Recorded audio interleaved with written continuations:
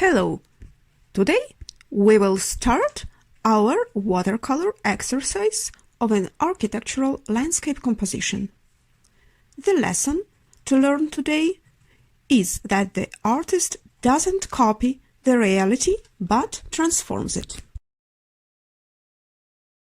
You can prepare your drawing using the PDF photo lesson, but here are a few guidelines. We will start with framing. The composition starts from the cardinal point, the intersection of the horizontal and the vertical axis. This cross helps us in the task of finding the proportions and the position of our elements within the paper frame. The main element here is the church's complex. It is situated on the background, solidly built upon the horizontal surface of the square. On the left side, we see a very clear vertical line.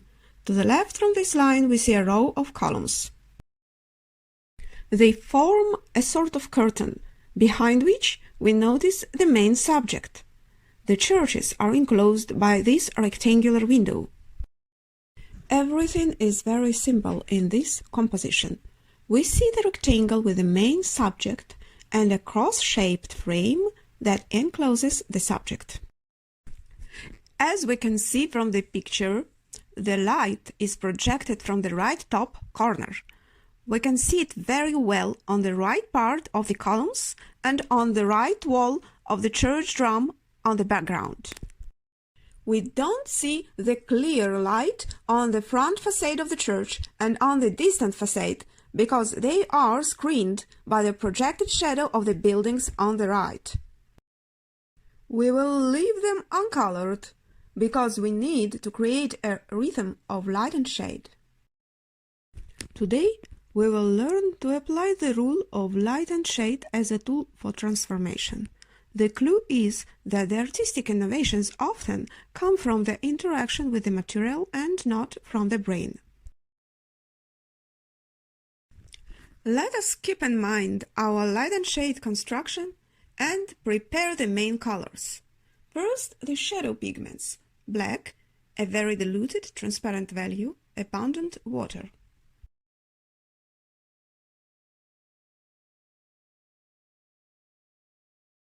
And Mars brown.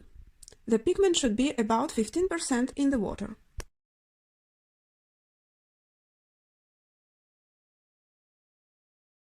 Raw sienna for the lights. If you use pigment in tubes, the color will come out more concentrated.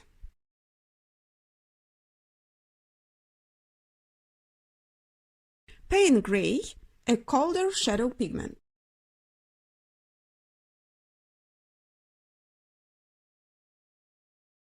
So let's start from the shadow on this wall with a smaller brush, letting it be very transparent.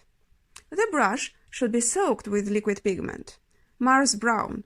The side part of the column should be covered too. All the surfaces oriented to the left and which do not receive the light should be colored.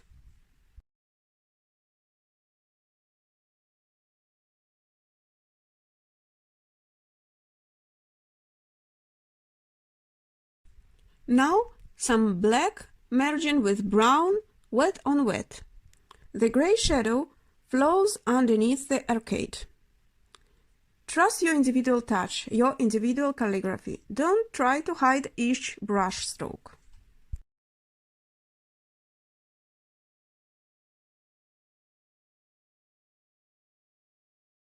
At this point, we can add another pigment, a small amount of magenta red, mixing it with gray.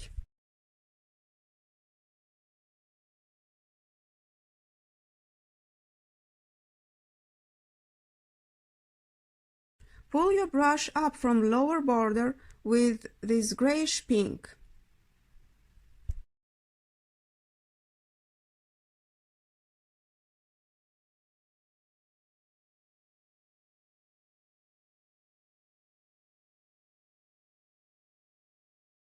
Now I'm painting the shadow side of the tree with black.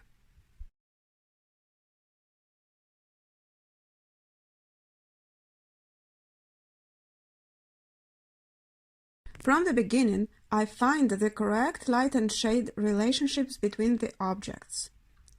I'm trying to make the darker parts dark immediately, wet on wet. The wall to the left of the tree is lighter, even if the picture is deceivingly dark.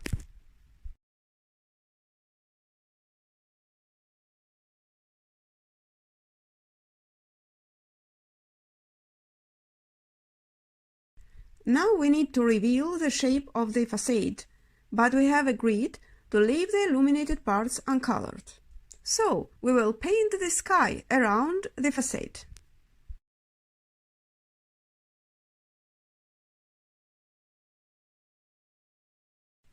For the sky, we paint with black pigment, but dilute it very much with water.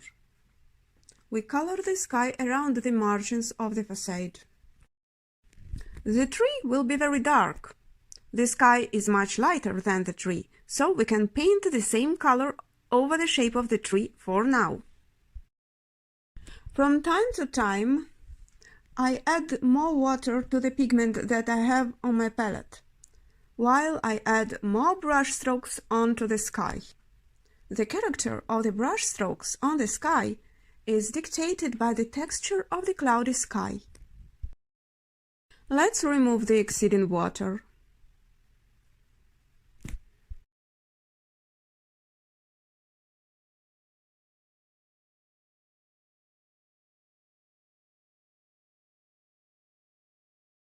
Now we need to delineate the right side of the facade.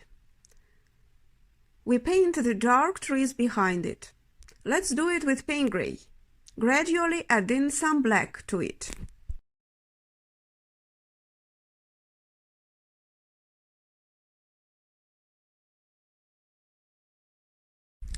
If your left side tree is still wet, you can also add some paint gray to this tree shadow. This way, by repeating similar colors on the same painting, we organize our composition in a system.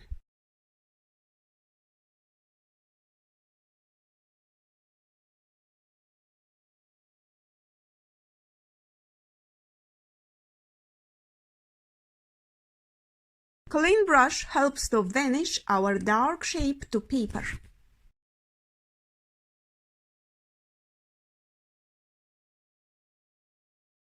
If the left side of the wall is still wet,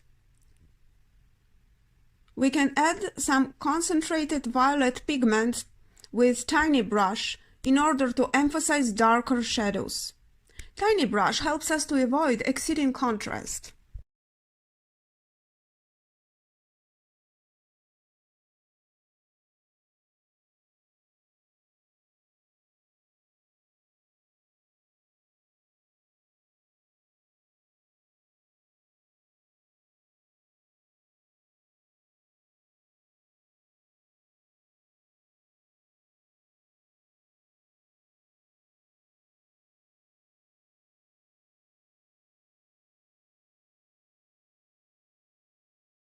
On the right side of the tree, we also vanish the shape to white paper, soaking up the pigment by clean brush.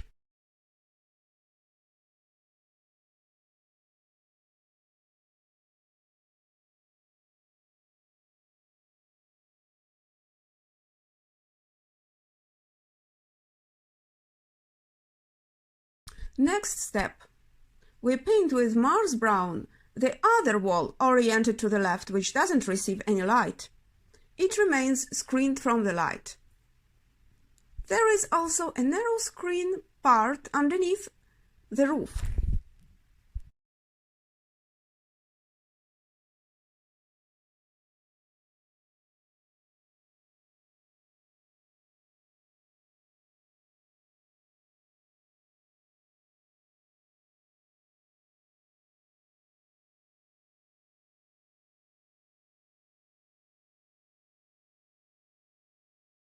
If we want to darken the shadow under the very roof, we can grab with wet brush some pure pigment from the brick directly, using the same pigment Mars brown, and add a few brush strokes on right top. Same thing.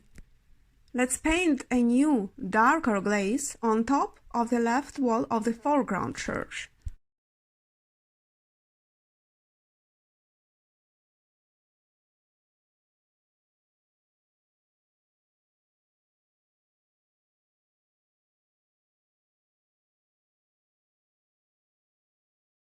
Next, with some very light value of pink, we paint the sky around the distant church. We will leave uncolored a narrow white line of the oblique wing of the roof. The pink of the sky is very transparent, almost dirty water.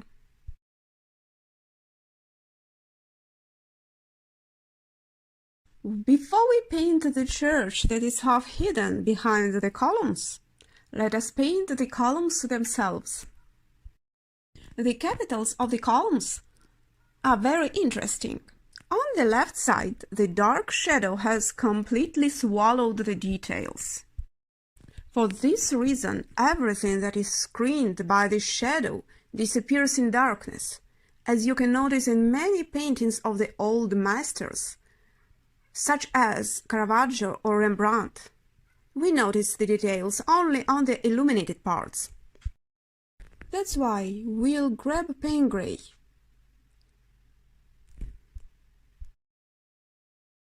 Let's start with tiny brush from left top of the capital. On top of it, we will only see a tiny detail that grabs some light, so we will leave this tiny spot uncolored.